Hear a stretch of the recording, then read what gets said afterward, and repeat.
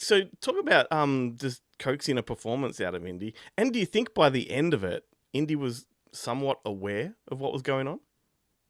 Uh, no, I don't think he knows he was in a movie, but I will say he does know what the camera is now, or at least he knows what my camera is.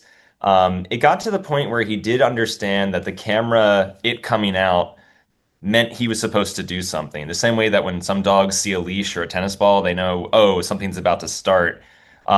It's not as one to one as with a tennis ball or a leash, but Indy understood that the camera's presence meant he's supposed to do something. It even got to the point that when we were filming his point of view shots, where he's not in them, he would try and wander into the room to like be there because he thought he was needed, and we would have to like close the door and be like, "Not yet, just a minute, boy." And bring him in just for the times he's of course on camera, which is most of the time.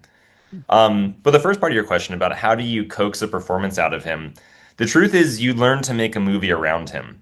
I think my favorite parts of his performance, put those in the biggest air quotes possible, because I cannot stress enough, I don't think he knows he's in a movie. It's the moments that feel genuine because he's my dog and I stand in as the human talent. So the way I get out of bed in the morning, every day, and he goes through my legs and we like have pets and belly rubs. We capture that in the movie several times as kind of a, indicator of the relationship. And those moments look real and genuine and affectionate because they are. That's Indy. He's my dog. The love is real. So there's things like that. We also filmed in the house we were living in. So that is another way of saying my wife, who's the producer of the film, is a really good sport for letting me transform the house into a haunted house. Um, so, Indy behaves and acts naturally, which I think helps sell his performance and make it feel authentic.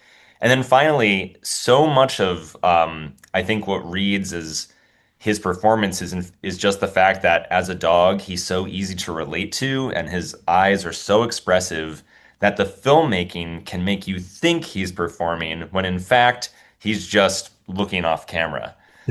There's several times throughout the film that he'll wander into a room, hear something or notice something, and we get a close up of him looking off camera. Where in reality, I'm going blah, blah, blah, try and get his attention.